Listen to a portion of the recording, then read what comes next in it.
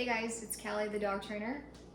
I have a lot of people who have dogs that need exercise, and sometimes it's hard for them to take their dog on a walk because they're busy or because the weather's not great.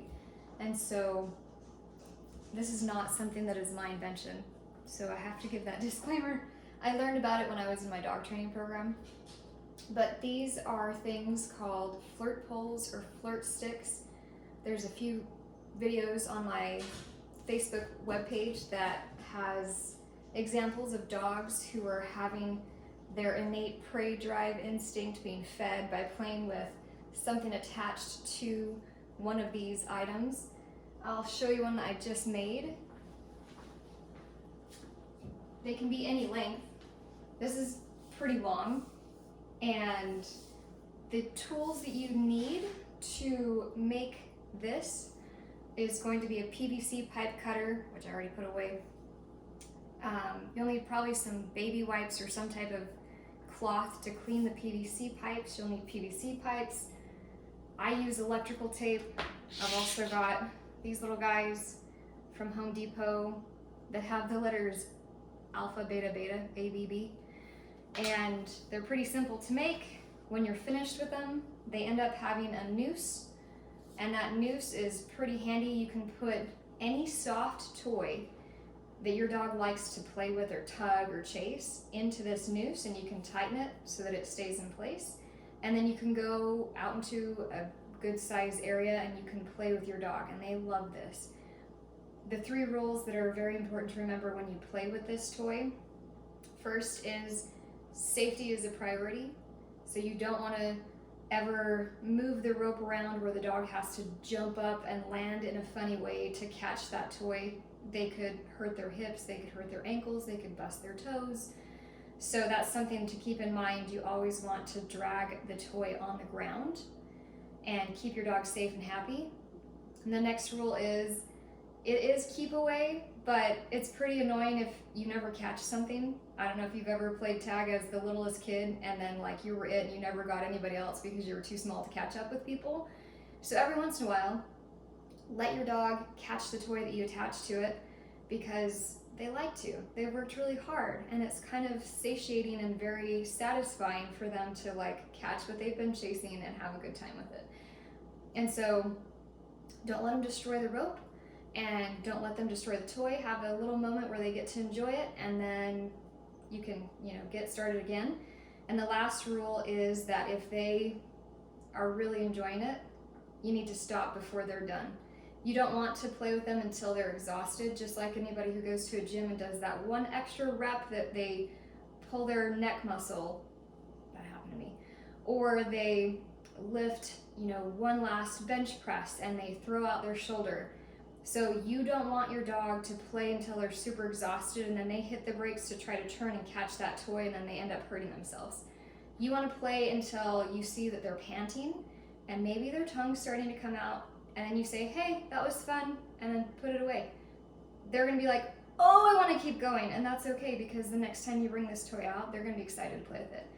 And then beyond that, you're going to have to hide it somewhere. You're going to have to put it somewhere where they can't reach it because otherwise they'll want to go and get it and get you involved with them to play with them. So anyways, those are the rules about Flirt poles. Sorry, it's a little bit of a big introduction, but I just want to make sure that you use this tool appropriately because like any tool in dog training, you have to be aware of things that can hurt your dog and things that can be good for your dog. So there's that. So I'm going to make a Flirt pole for you. Demonstrate that.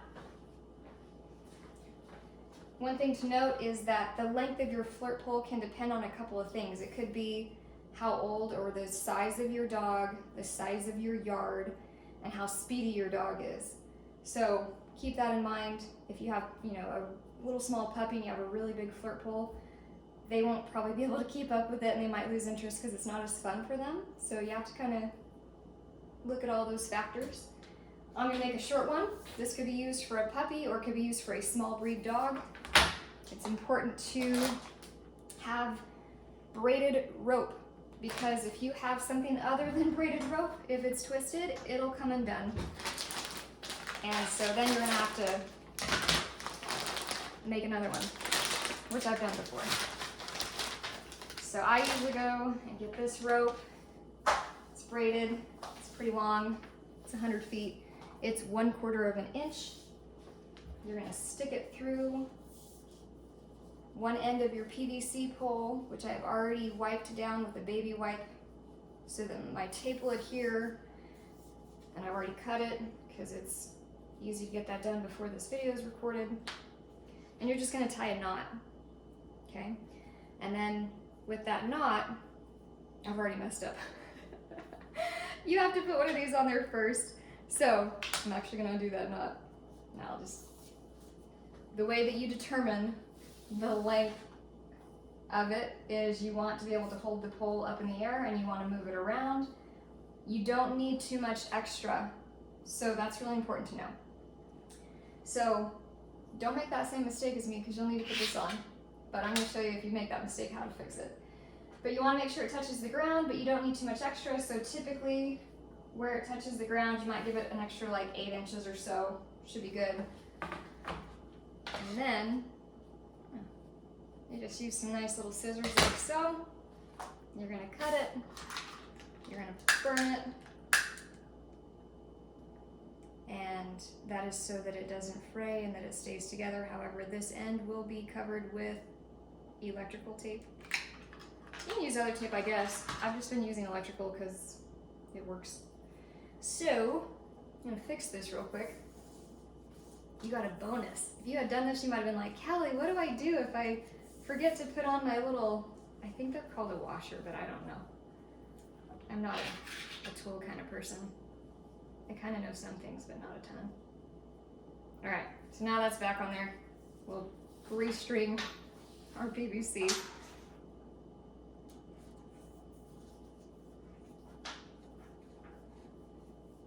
It's good I chose a short one. It doesn't take as long. All right, back in action. So now you've got that little washer guy in place because it keeps the knot from going through the PVC, right? And then this side is already burned because it's brand new, so you don't have to really mess too much with that. So then, what I like to do is you're just gonna make a loop, and then you're gonna tie around and through, and you're gonna make it tight, right? You'll know how you need to tape it based on how or where you're able to pull that rope up and down, okay? So that part that's moving, I'm not taping to that part, I'm gonna tape to the part that's not moving, so it's this side. I've got my electrical tape. I'm gonna connect it to the part that I just burned. And you don't have to go too crazy with this. I'm not saying electrical tape is really expensive, but you only need so much, right? Doesn't have to be running you out of your nickels and dimes.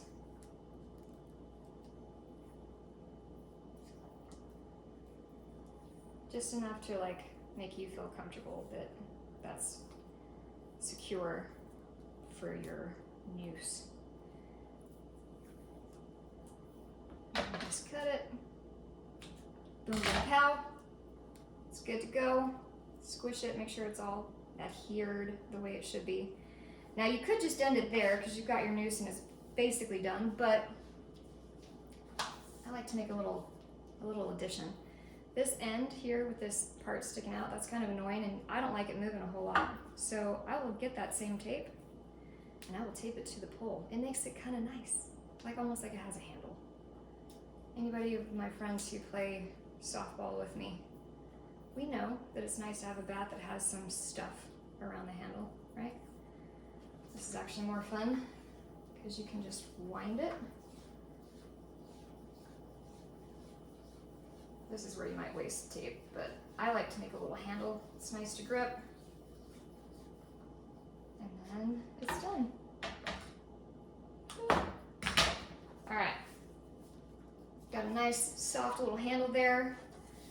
Got our little thing here with our noose. You can get a soft toy and put it through there, and then you can make it tight and you can go outside and you move it around like a wand. and then the dog will love it and love you for it. The reason that you need to choose a soft toy is, as you might be thinking, you could chip your dog's teeth with something hard. So don't go get a nylon. Don't go get anything that like you can't push your thumb against without your thumb like creating like a little indentation, or something that's soft, because we don't need an unnecessary trip to the vet for a broken tooth. So that is how you make a flirt pole. It's Callie, the dog trainer here in San Antonio, Texas. Go make one of these and play with your dog. They might like it.